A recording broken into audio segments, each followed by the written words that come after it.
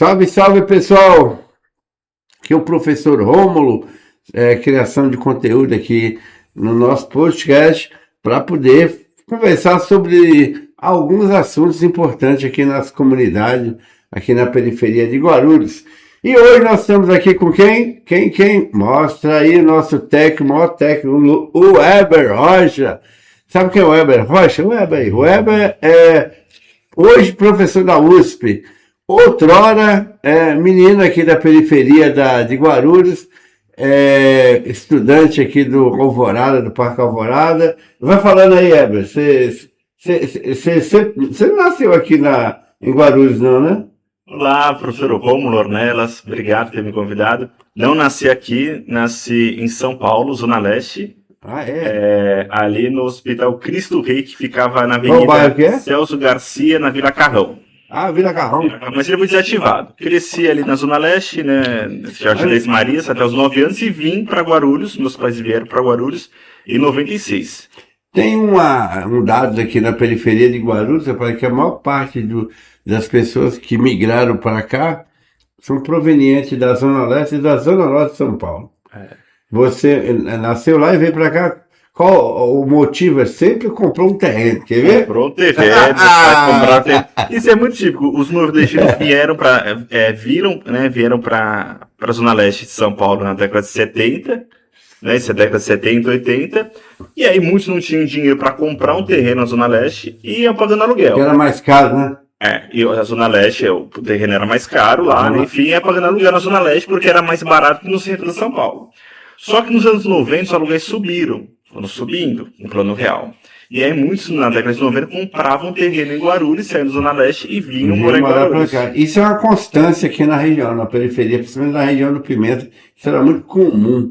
O pessoal da Zona Leste e principalmente da Zona Norte, veio para cá, mas... E aí você lembra da idade? Você não lembra, né? Seus pais falaram, que idade você veio para cá? Eu tinha 9 anos, tinha completado 9 anos. É 96, tinha completado 9 anos.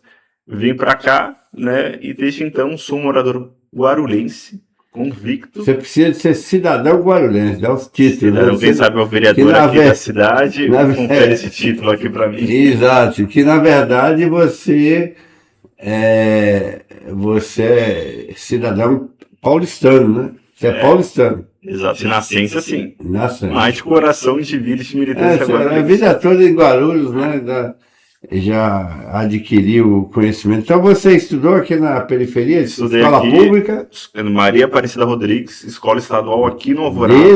Desde fundamental. Fundamental. E médio também. Fundamental 1, 2 e o médio. Porque até aquela época tinha Fundamental 1 na escola estadual. Depois houve um rearranjo, né? Fundef, prefeitura assumiu, Fundamental 1. Então, mas você também é fruto de projeto social, né? Boa. Porque é muito comum isso aí. Quem teve uma ascensão social geralmente vem dos projetos sociais. Você é fruto do projeto social. Sim. E aí o Rômulo tem um papel importante. Você sabe que eu estava no ensino médio, né? O Rômulo era meu professor no ensino médio. Estava criando cursinho comunitário. Até vale a pena você comentar depois do início lá do cursinho. E me convidou, né? Entrei no cursinho. Convidou não, te obrigou, né? Um convite obrigatório, né? Que não podia falar não. Fiz o cursinho pré-vestibular em 2004 e entrei na USP em 2005 no curso de Políticas Públicas. 2005. E assim, eu sou fruto, de fato, assim, desse projeto, desses movimentos populares de educação. Mas deixa eu fazer um testemunho, como diz lá nas igrejas, dizer o seguinte, que o Weber, desde quando eu comecei a dar aula para ele lá, ele já destacava, que às vezes dava aula e o moleque era bom e você dava aula e elevava o nível, elevava o sarrafo, ele ia bem, então sempre foi muito bom. Aí eu lembro você falar que queria fazer ciências políticas, não sei, uma coisa parecida, né? E fez, você foi para a USP, né? Fui fazer políticas públicas, um curso recém-criado na unidade da Zona Leste, na USP Leste. E depois fazer administração pública, doutorado em ciência política e voltei. Você fez na USP, graduação. Em gestão de políticas públicas. E depois fui para a Fundação Getúlio Vargas. Fundação Getúlio Vargas, fiz o mestrado em administração pública e governo. Isso. E depois fui fazer o doutorado em ciência política na Unicamp. Então você é doutor, né? Sou doutor. Doutor, desculpa aí, doutor Heber, né? Que eu Só não recebo remédio, mas sou doutor. Porque eu vi o pessoal tem uma maneira de chamar doutor médico, que na verdade não tem doutorado, né? E médico e advogado. Então você é doutor, e aí, por conseguinte, você passou no concurso da USP. Passei. Tem 2 anos que passei. Muito feliz, porque você tem um ponto que você colocou assim, de estar minha trajetória. Embora, obviamente, é uma trajetória individual, mas ela é permeada pela luta social, né? Pelo movimento coletivo de projeto social. E aí é engraçado isso, mas você pode até falar como professor de história, né? Nos últimos anos tem essa onda neoliberal da meritocracia, que toda a conquista parece que é individual. E não é individual. É sempre resultado de um esforço coletivo. Claro que o indivíduo conta, Claro. mas desde que haja oportunidades coletivas. Inclusive tem um formador de opinião, como é que fala aquelas pessoas que articulam na internet, como é que é? Os influencers digital. Tem um cara muito bom aí, inclusive. Ele tinha uma mania de falar que ele entrou na USP, eu entrei na USP. É sempre um discurso individual, né? É meio chato isso aí, né? A sua luta, você entrou na USP, na USP, claro que foi seu mérito. Mas houve um movimento coletivo por trás, dando retaguarda, suporte. Tem até uma frase, né, do Ubuntu, né, que é um software livre, né, mas que se inspira numa filosofia africana, que fala o seguinte, a expressão, eu sou porque nós somos. E é um pouco nessa linha, né, assim, então toda a trajetória individual, ela tá permeada por luta coletiva.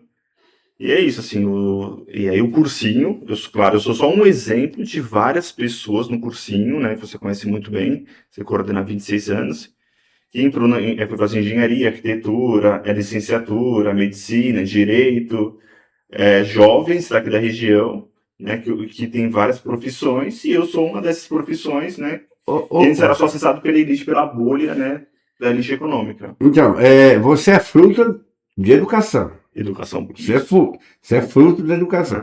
Hoje, nós estamos falando aqui no ano 2026, há um debate nacional aí que não precisa estudar. Inclusive, o próprio governador do estado de São Paulo desmotiva. Tem umas escolas PEI,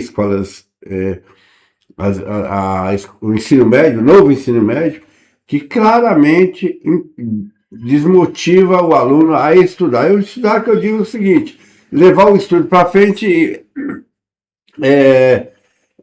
no curso superior. Esse fenômeno vem da onde? O que você acha? É triste que o governador Tarcísio colocou isso, é lamentável. Mas são vários influencers, são vários, né?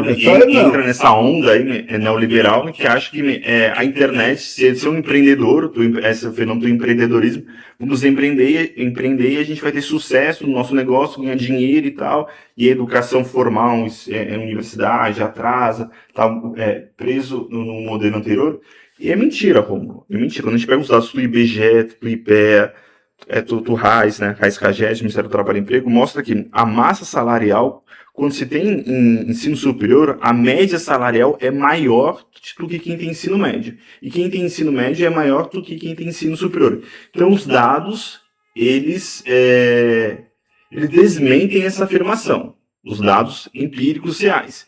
Então mostra que esse discurso é uma ideologia que não tem base na realidade. E é triste, porque a única forma do pobre, de forma massiva, ascender socialmente, nosso sistema capitalista, estruturado por classe, é por meio da educação. Porque eles sendo bem educados, tendo um título, tendo um diploma, ele vai conseguir negociar melhor seu salário no mercado de trabalho.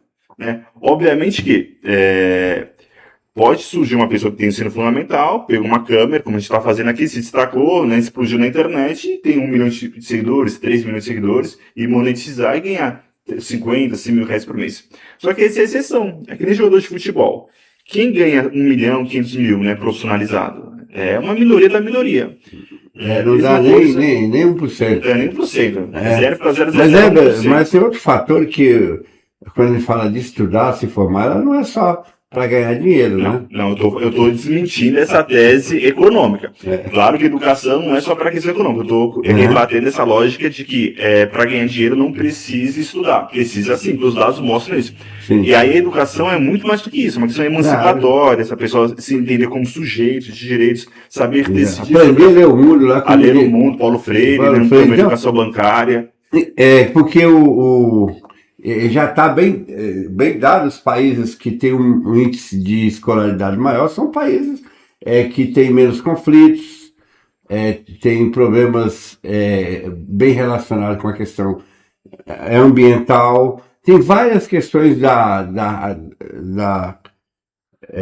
vida do ser humano, da qualidade de vida, que está intrinsecamente ligado à educação. Sim, exatamente, porque a pessoa ela aprende a ler o mundo e a ler a si mesma, né? Se entender, se compreender e saber se relacionar com o mundo, com as pessoas, entender seus direitos, o seu papel. Isso gera menos conflitos, menos violência, menos competição, né? Ela se torna mais sábia, né? Claro que educação não é sinônimo de sabedoria diretamente, mas com certeza contribui para as pessoas serem sábias. Então, o sistema ele é enraizado numa base para entender os interesses econômicos. Sim.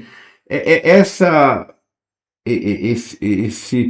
desmotivação a não estudar está relacionado com o medo do sistema fazer com que o sistema não perca essas mãos de obra que tem, que é barata, que é mão de obra que faz coisas que a pessoa estudada não faz.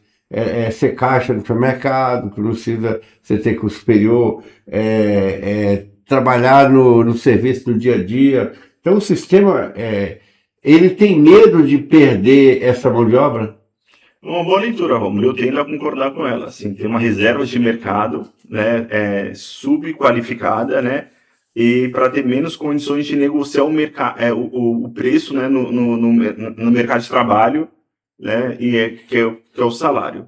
Sim, as elites dificilmente vão se engajar por melhorar a escola pública, porque as elites pagam, têm as suas próprias escolas, né, privadas. Exato, porque eu fico perguntando assim, a escola PEI, esse novo ensino médio, sim. Escola cívico-militar, tem para classe alta?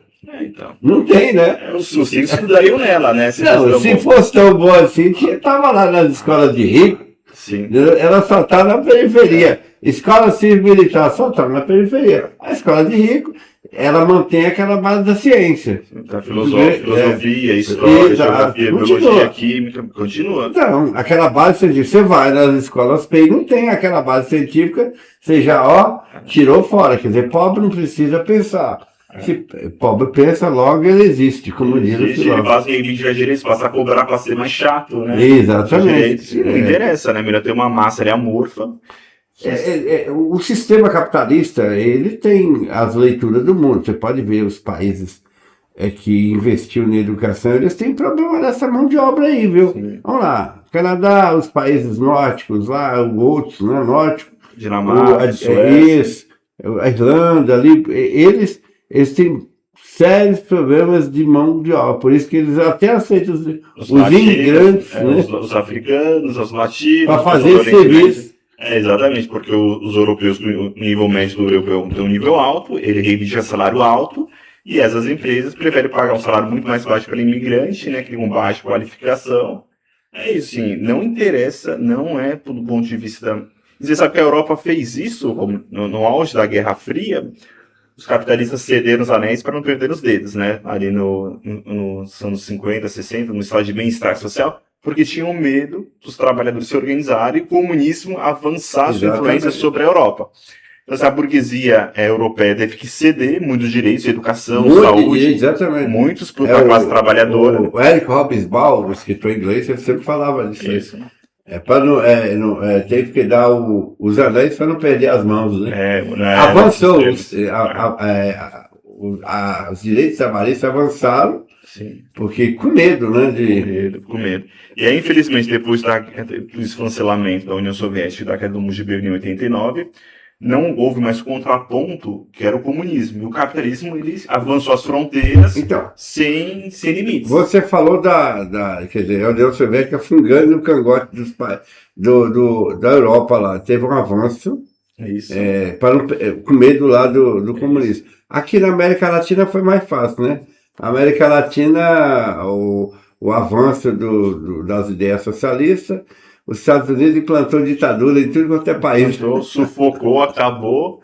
E aí você vê, quando o partido de esquerda chega ao poder aqui no Brasil, né, a maior democracia, o maior país aqui na América Latina, ali em 2003, o Lula fez uma agenda recuada, muito mínima, que era dar alimentação aos pobres, uma vida digna, que era o Bolsa Família, né, de geração de trabalho e renda, né, reformas pontuais. Isso já assustou de forma estrutural a elite. A elite ficou estarrecida. Tamanho é o grau de conservadorismo das nossas elites aqui latino-americanas, né, escravocrata, né, que sempre tratou o pobre como escravo. Até o debate que está tão latente agora, que é a questão da escala 6 por 1, né? A escala 6 por 1, engraçado, o sistema que nós vivemos, o sistema capitalista, ele tem lá, que domina as massas, a chamada bancada evangélica. Eles são a favor, contra a diminuição da jornada de trabalho. Falando que sabe, a gente tem que trabalhar exaustivamente. Onde é que está esse problema? Onde é que se acha? Por que eles defendem isso aí? A minha leitura que está por trás disso é o poder econômico, que influencia as agendas de bancadas, né, evangélicas, do agronegócio, enfim. Porque, ora, se vai diminuir, dar 2 dias de descanso para o trabalhador, vai ter que remunerar, contratar mais trabalhadores e diminuir a margem de lucro. Você vai apertar a margem de lucro. E não interessa. E aí eles fazem um acordo, né? Boa parte desses deputados, dessas bancadas, são financiadas por empresários, né? E aí eles estão ali para representar os interesses do empresariado, da burguesia. A estrutura colonial, ela está intacta, né? A lógica está. As estruturas se mexeram um pouco, mas a lógica dominante da elite é escravocrata até hoje. Continua escravocrata. Lembra do Caio Prado, né? Caio Prado Júnior. Caio Prado, o livro do Caio Prado está com você até hoje, né? Essa história que eu não tá lá, o amarelinho que impressora tá lá guardado. É isso, esqueço daquele livro. E o livro Celso Furtado também, né? Do Celso Furtado também, da Formação Econômica Brasileira, que as elites ainda mantêm firme e forte essa estrutura colonial até hoje, né? Até hoje. Inclusive até as ideias, a estrutura machista é a mesma, a estrutura racista é a mesma, a estrutura da mão de obra é a mesma, do período colonial continua a mesma coisa, não mudou nada. Não mudou. E você pega assim, o Brasil, a elite é escravocrata, porque se pegar, por exemplo, o século XIX, XVIII, XIX, as burguesias fizeram revoluções, as burguesias industriais. Então, assim, a ida nos Estados Unidos para o oeste norte-americano foi uma grande reforma agrária, né? Divisão, né? Aquele imenso continente, pequenas propriedades, enfim. A Europa, a mesma coisa, depois a pressão da União Soviética. E no Brasil não teve isso. Os grandes feudos, os grandes latifundiários, escravocratas, não teve revoluções estruturantes, né? E não houve uma burguesia industrial. Começou a ter uma burguesia industrial dos anos 40, 50 para cá, mas depois foi sufocada pelos americanos com ditaduras e regimes militares.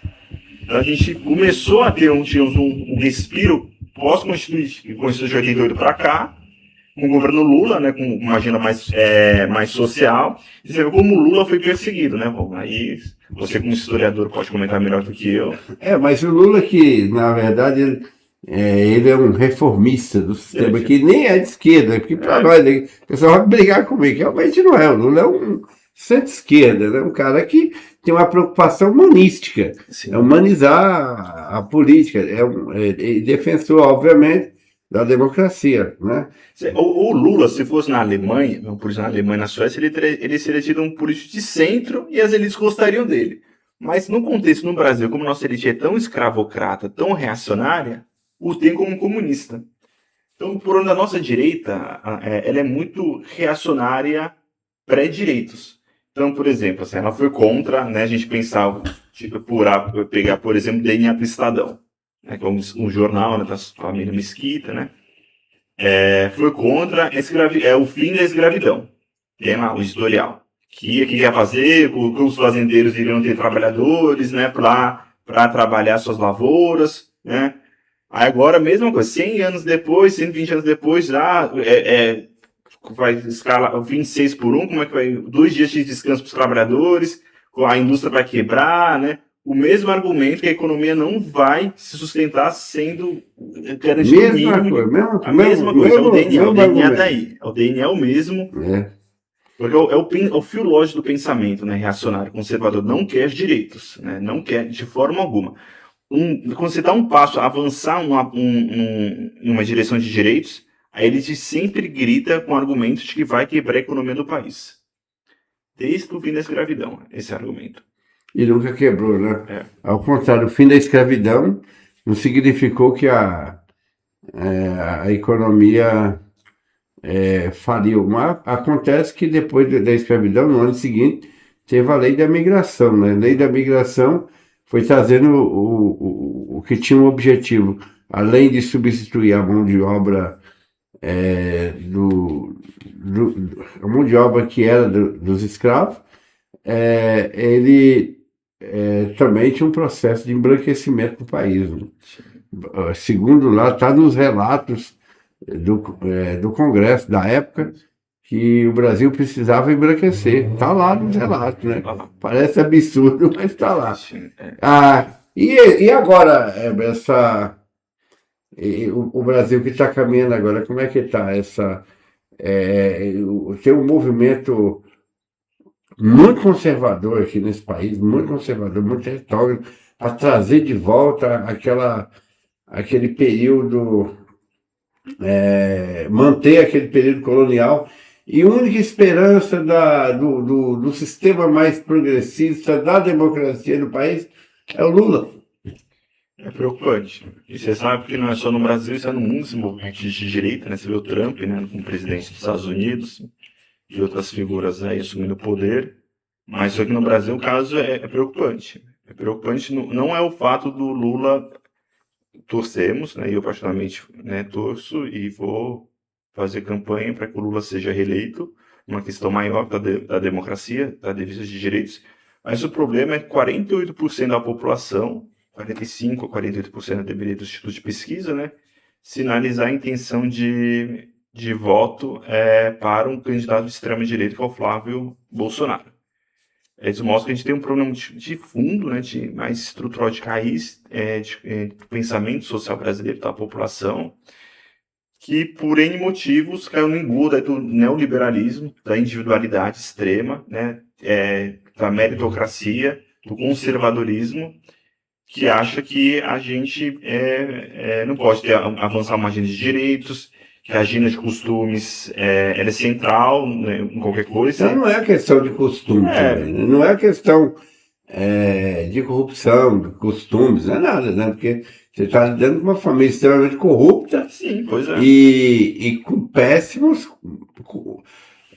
costumes, né? Péssimos costumes que de bons costumes não tem nada. Então, eles colocam isso como agenda, mas eles não sustentam essa agenda, e essa agenda ela é frágil, ela não existe, ela é um engodo para esconder um reacionarismo que sempre houve na sociedade brasileira, né?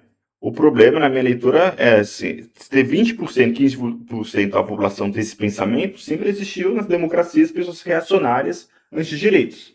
É uma expressão do pensamento. O problema é que isso representa 45% da população. E aí são vários motivos que a gente precisa entender o que está acontecendo. Está bem dividido. Isso é um fenômeno mundial também. É um fenômeno mundial, não é só aqui no Brasil. Não é aqui, né? Está tendo um movimento. E você sabe como alguns estudiosos chamam isso de guerras culturais. Então, por exemplo, né, não é só questão econômica. Né? Então, assim, há um argumento. Eu não tenho uma opinião formada sobre isso ainda, mas tem por o Pablo Relato, com um colega meu lá da USP, do curso.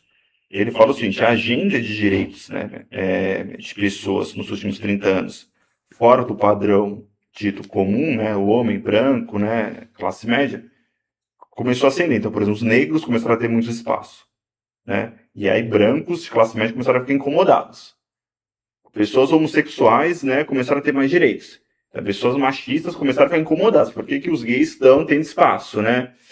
Políticas afirmativas. Então, esses segmentos, né, que antes, né, ficavam quietos, né, estão indo para a rua e falam, não, por que esses grupos agora é uma reação a essas políticas afirmativas de ascensão de direitos que houve nos últimos 30 anos. Mas vem cá, a mídia social, ela tem um papel fundamental aí nessa ascensão da extrema-direita no mundo todo. Você pega antes das mídias sociais, antes da internet, a mídia era uma coisa só, era uma bolha só. Você tinha um sentimento único. Sim. Hoje são várias bolhas, e bolhas conservadoras, sim, porque a extrema-direita sempre foi muito melhor, isso aí mesmo, sempre foi muito melhor na mídia do que a esquerda, não é? Então eles têm essa capacidade de mobilizar na mídia mais do que a direita, que primeiro é o seguinte, você sabe que a mídia, quanto pior, melhor, né? Quanto pior conteúdo, mais audiência eu tenho. Isso. Se você pôr coisa boa, se você pôr o Chico Buarque, não tem audiência, mas põe lá o Zé Neto, não sei o que lá, o Costa, não sei o nome desses cantores de baixo nível aí, mas que a audiência vai lá para cima. Então, mudou, são várias bolhas agora, né?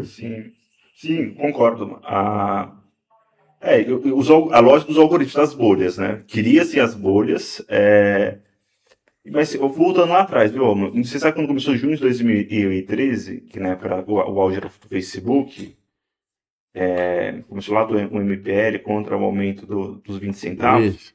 Depois a extrema-direita saiu dos apartamentos em São Paulo, ali, né, em Higienópolis, Pinheiros, e foram para as ruas queimar a bandeira dos partidos de esquerda. Aquilo já me acendeu um alerta. E aí, ou seja, a direita percebeu que ela também poderia se manifestar nas redes sociais. Deixou de ter vergonha da agenda conservadora. Na minha leitura, até 2012, 2013, as pessoas tinham vergonha, quem era de direita, de se assumir de direita. Eu não vi ninguém falando eu sou de direita até 2012. É verdade. Eu sou de esquerda, sou progressista. Você é de direita? Não, eu sou de centro. Não, eu sou progressista, mas eu sou de centro, sou moderado. Mas não tinha orgulho de falar de direita. Depois de junho de 2013, houve um sentimento de pertencimento, graças à facilidade que as redes sociais propiciaram, das pessoas que eram conservadoras saírem às ruas e se verem entre os iguais. Porque os conservadores, eles ficavam muitas vezes dentro do seu apartamento ou da sua casa, isolados. Como eles perceberam que tinham outros centenas de milhares como eles, que pensavam de forma reacionária e iam para a rua, eles começaram a ir também. E eles perceberam a força que eles tinham, né? As redes sociais possibilitaram isso, né? Essa organização dos desorganizados anteriormente. E eles saíram à rua, começaram a levantar bandeiras. Isso aí tirou o monopólio da rua, que até então a esquerda tinha o monopólio dos protestos de rua. Uhum, exatamente. A gente assumiu um papel que a esquerda fazia. Então, essa coisa da ganhar a narrativa, isso sempre houve na história, né? Sim. Quem ganha a narrativa é que sobressai na sociedade. E a direita ganhou as narrativas na mídia social. Ganhou. Haja tanto que tem gente miserável, sofrendo, trabalhando 6x1, a favor da escala 6x1. E tem outro debate polêmico aí, não sei onde você vai assistir esse podcast aí, vai ouvir, mas que é das plataformas. Então você pega Instagram, Facebook, YouTube, né, assim, elas são pensadas, essas plataformas, né, são algoritmos. Então assim, se a gente produz algo e fala a palavra socialismo, esquerda, né, direitos, agenda, o algoritmo pode ler e ter um certo alcance. Quando você fala consumo, compra, né, o algoritmo de jogos lá para cima, né? Quando a gente falava isso alguns anos atrás, falava que era a teoria da conspiração. Mas a União Europeia, nos últimos 4, 5 anos, começou a ir para cima da Meta, do Mark Zuckerberg, né, de outras empresas, enquadrar por que não tinha uma política clara de igualdade no algoritmo de distribuição de conteúdo. Então, assim, a direita, a burguesia mundial, né, também tem seus interesses, né? Não interessa para essas grandes empresas bilionárias avançar com uma agenda da classe trabalhadora, de direitos. Democracia jamais, né? Democracia não, eles querem consumo, usar as plataformas para gerar o ódio, gerar mais engajamento no ser humano, né? Aí a psicologia pode explicar melhor do que, né, eu. É isso. E deixa eu falar, Heber, como é que é o seu dia a dia na USP? Você dá aula lá na USP? Não, professor, Então, professor da universidade, você dá aula todo dia lá? sim, dou aula presencial 4 vezes, vou 4 vezes por semana. Um dia eu fico fazendo pesquisa em casa, né? Mas majoritariamente faço vou 4, 5 vezes.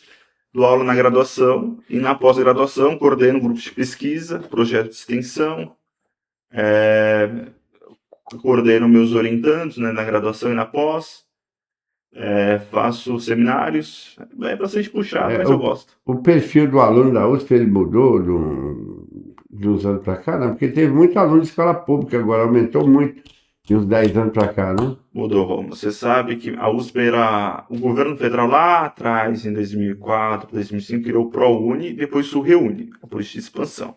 Depois criou as ações afirmativas, né, cotas, e a USP se recusava a entrar nessa agenda. Aí ela foi muito criticada, tanto é que mas ela cedeu à pressão e nos últimos 10 anos abriu essa agenda. Então hoje nós temos o Provão Paulista, né, então o aluno pode fazer provas ao longo do ensino médio e fazer pontuação e entrar. Temos hoje a inserção via Enem, o Enem Paulista, Uhum. e a própria FUVEST. Então, hoje, em torno de 30% a 40% dos alunos da USP vêm de escola pública, mas, obviamente, a gente vai ver o que é escola pública, são as ETECs, os É, institutos isso é a federais, diferença. né? Quando você fala assim, tá cheio de alunos da escola pública, mas quem são eles, né? Sim. É, Porque a ETEC e o Instituto Federal, é, é, para quem tec, não conhece, né? Quer é, comentar, Romulo? Você explica melhor? ETEC e Instituto Federal são escolas mais qualificadas no ensino médio, Instituto Federal, lógico. Federal, as ETEC são estaduais, né? A da Fundação Paula Souza. E você tem um vestibulinho, né, para entrar no ensino médio, né, que é um funil, e geralmente entra no ensino médio, a maior parte, alunos que estudaram no ensino fundamental 1 e 2, privado, particular. Uhum. Então, então tem um recorte de classe também. Então, a escola pública, mais com um recorte de classe. E você sabe, Rob, que meus alunos, melhores alunos são da ETEC, né? Então, a ETEC, na minha leitura, é a escola pública estadual que deu certo. Exato, mas isso é fato, é verdade. A gente tem condições de ter uma escola pública de qualidade. Eu tenho ido no Zetec fazer palestra, eu me assustei, o nível alto, bom pra caramba, os alunos muito bons, muito qualificados, muito questionadores. E é isso, não é só porque o aluno, na minha leitura, ele não é bom só de conteúdo, ele é bom de conteúdo, mas ele é bom de repertório, ele consegue ler o mundo, explicar, apontar, trabalho de grupo, é impressionante. Ao contrário do que está acontecendo nas escolas tradicionais, né? Que eles estão sucateando, criando essa tal de PEI e outras lá criando, bestializando, como diz lá o Zé Murilo, Zé Murilo, bestializando o povo com essa escola civil-militar, né? Porque é para idiotizar o povo, idiotizar as pessoas, para não deixar a pessoa pensar, porque pensar é uma arte difícil e perigosa para o sistema. Não interessa que a gente pense, Não né? interessa, cuidado, não vai pensar muito não, porque é perigoso. O sistema pode ruir quando as pessoas pensam, né? Quando você entender lá o que é mais-valia, por que você tem que trabalhar por 6 por 1, e ainda tem a manchete da Folha de São Paulo, diz que brasileiro trabalha pouco. Nossa, que absurdo. A mesma Folha de São Paulo chama a ditadura de dieta branda, né? Umas coisas. Quer dizer, quem escreve isso não trabalha nesse por um, né? O editorialista, o dono da Folha de São Paulo. Brasileiro trabalha pouco. Meio esquisito Absurdo. isso aí, viu? A gente trabalha muito. É a mesma história lá, né? Você vai retratando que nós somos a continuidade do período colonial, né? Mas Me lembrei lá da Ladeira da Preguiça em Salvador, já ouviu falar, né? essa não. Não. Ladeira da Preguiça, ela é que o escravo, a pessoa escravizada, subia, saindo do porto, carregando aquelas balaias de coisa, e aí chamava, como era uma ladeira, você ia subir, sofrendo, né? Aí vai preguiça, vai embora, seu preguiçoso, né? A cultura de chamar a pessoa de preguiçoso. É como hoje, né? Que você vê a matéria da Folha de São Paulo, fala que o Brasil nas entrelinhas ele falou, ela falou isso. O Brasil é um país preguiçoso. Absurdo. O Nossa. cara sai 5 horas da manhã de casa, Pegar um volta à trem, noite, um pega ônibus, trânsito. 2 horas dentro de um ônibus, cheio. Já chega cansado no trabalho. Trabalha 8, 9 horas, volta, mas 1h30, 2 horas no transporte público. Aqui não tem a cultura do ócio. O dia que tiver, essa elite vai pirar, né? Vai. Por isso me interessa que a gente estude, né? Se a população, o povo, estudar muito, começa a questionar isso, começa a conversar como a gente está conversando aqui, né? Dialogar e tal. Se interessa? Não interessa. Pensar não interessa para quem domina, né? Pensar é uma arte perigosa, segundo na cabeça da direita, das pessoas que detêm essa estrutura colonial até hoje. Não? Que o Brasil tem 500 anos e ainda é a mesma coisa, desde quando a fundação, desde a formação. A população avançou, como na minha leitura. O que não avançou foi a elite. A elite é muito escravocrata. É absurdamente escravocrata. Você pega uma burguesia, não todas as burguesias, as elites, né? Em todos os países é maléfica, né, e suga o povo. Mas você pega as elites, né, europeias, né, mesmo norte-americana, não suga, não pisa tanto na cabeça da população como as latino-americanas. Porque as latino-americanas elas tiveram uma loja de colonização, né, esse professor de história, que eles tinham que sempre submeter a população a um julgo para prestar contas para a metrópole. Né, escravizando, né, os escravizados, os negros, os indígenas. E quando veio o processo formal de independência, essa lógica permaneceu. A lógica permaneceu. É isso aí. Nós encerrar o papo aqui com o Weber, né? O Weber que é um professor qualificado da periferia, daqui é nosso, aqui da periferia de Guarulhos, que não é muito comum um professor de periferia na USP, não, né, Weber? Primeiro de muitos, né? Não é comum. Não é comum. São poucos, mas a gente vai lutar para que aumente. Professor de periferia, professor negro, preto, tem lá, não? Poucos, tem. Muito pouco. Mas Então, a USP tem uma tradição muito elitizada, mas, no entanto, sempre preza por qualidade, né? Sim. A USP é muito boa nisso aí. Então é isso aí, pessoal. Nossa geração de conteúdo aqui está. Hoje falamos aqui com o Weber professor da USP. É isso. Obrigado, Weber. Eu que agradeço. Rômulo, me chame mais vezes, estou à disposição. É isso aí, pessoal. Um abraço.